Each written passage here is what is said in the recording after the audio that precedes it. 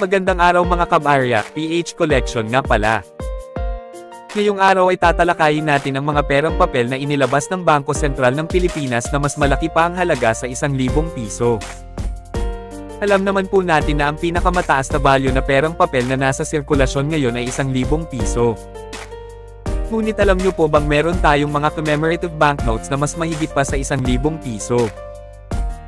Una, ang 2,000 piso Philippine Centennial Banknote.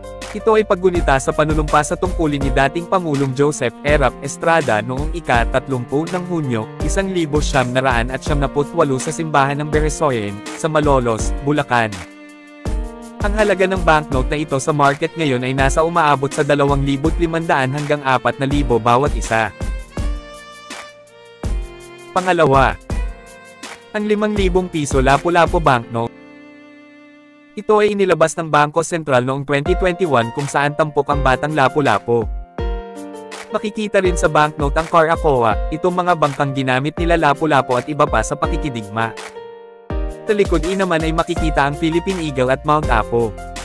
Ang halaga ng banknote na ito sa market ngayon ay nasa umaabot sa 6,000 hanggang 8,000 o mahigit pa bawat isa.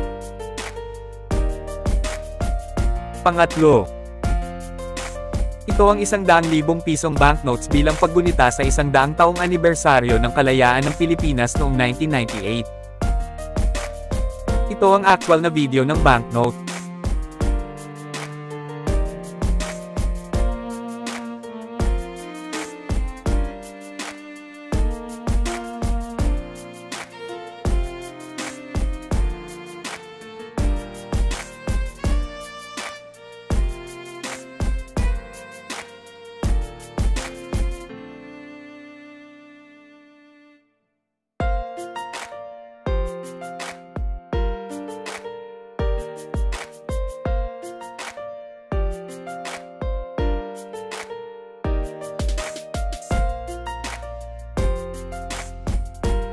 Maraming salamat sa inyong suporta mga kabarya.